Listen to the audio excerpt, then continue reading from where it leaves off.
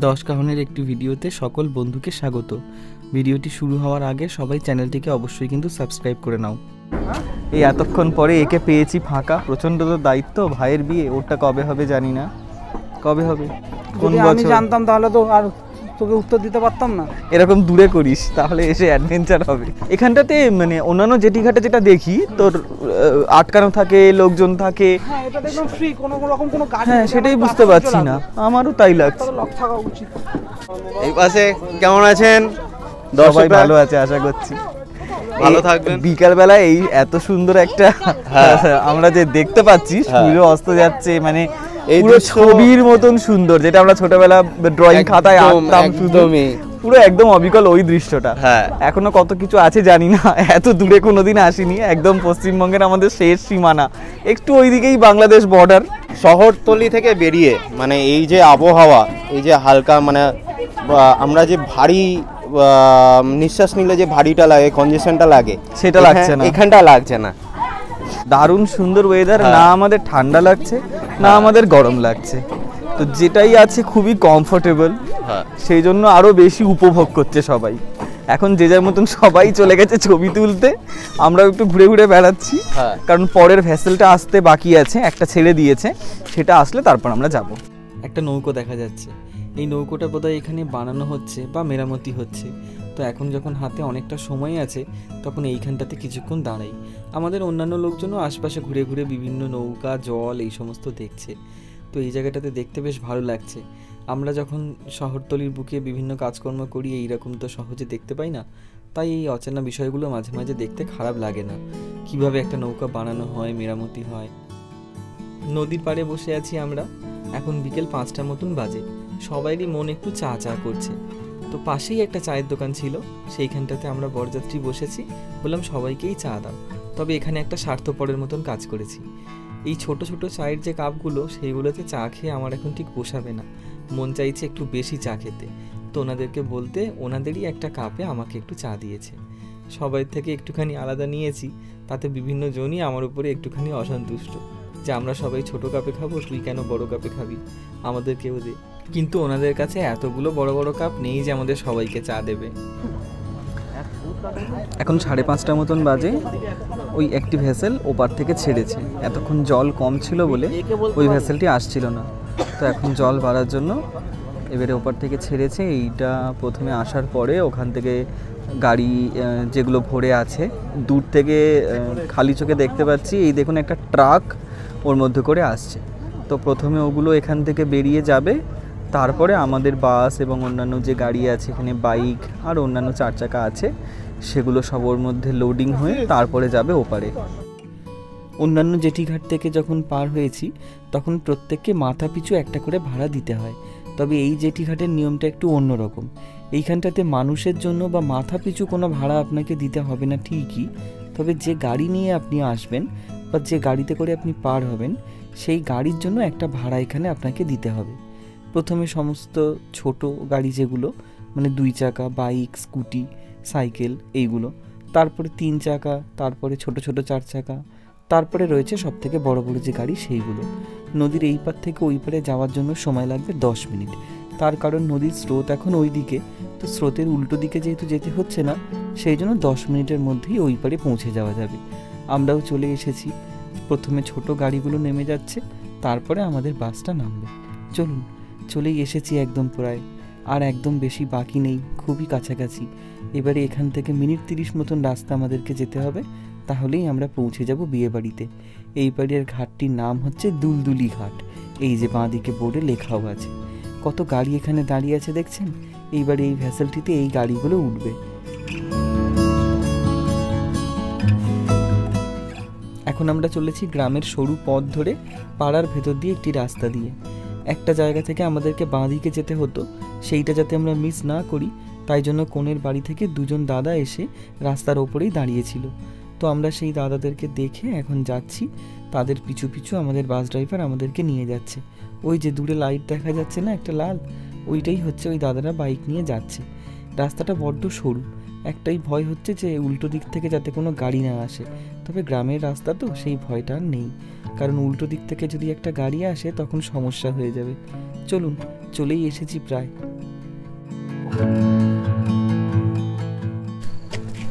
অবশেষে বিয়ে বাড়ির দেখা পাওয়া গেছে, এখনো যদিও বা খালি খালি, তো আমরা চলে এসেছি। জানি না বিয়ে কত দূর, দেখা যাক।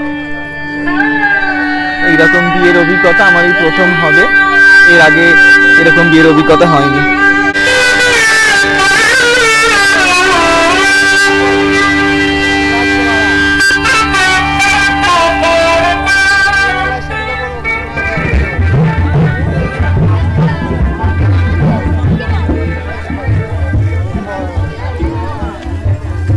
একটা কথা না বলে পারছি না, আমরা সবাই আশা করতেই পারিনি যে এখানে এত সুন্দরভাবে সাজানো থাকবে। জানেন, ভেবেছিলাম যে গ্রামের এত ভিতরে নিশ্চয়ই সাদামাটাভাবে থাকবে, কিন্তু এত সুন্দর করে চারিদিকটা সাজানো দেখে মনটা ভরে যাচ্ছে।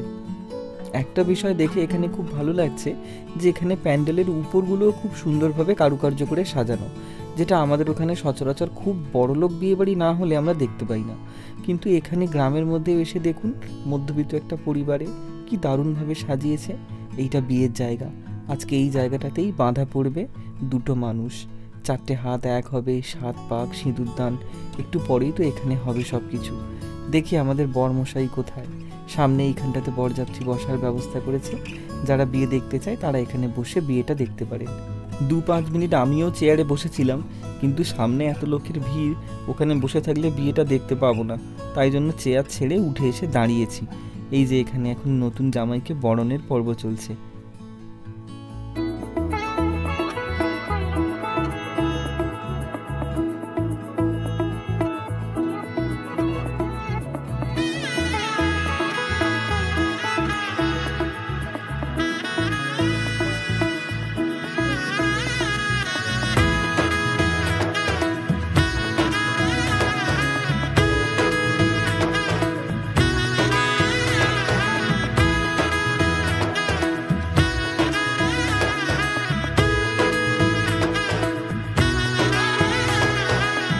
এলো এলো এলো কি গোধূলি জীবনে, ডানা মেলে 100টা প্রজাপতি মনে।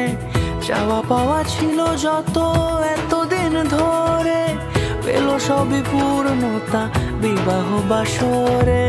বেঁধেছি তোমাকে এই 7 পাকে, 4 হাত যেন এক হয়ে থাকে।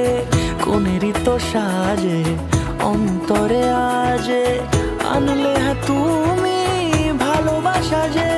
ও শুভ শুভ শুভ এ ফাগুনেরই মাসে, ও আলো আলো সবই তোমাকে দেখে হায়। শুভ শুভ শুভ যা কিছু চারিপাশে, চুপি চুপি বলো জড়ালে কি মায়া।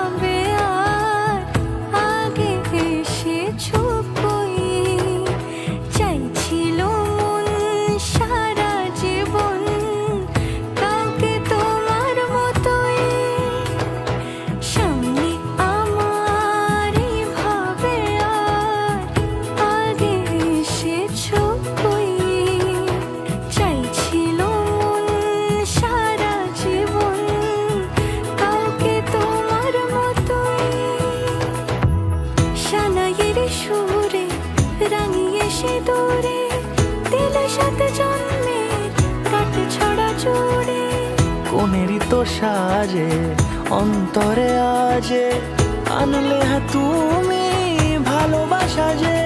ও শুভ শুভ শুভ এ ফাগুনেরই মাসে, ও আলো আলো সবই তোমাকে দেখে হায়। শুভ শুভ শুভ যা কিছু চারিপাশে, চুপি চুপি বলো জড়ালে কি মায়া।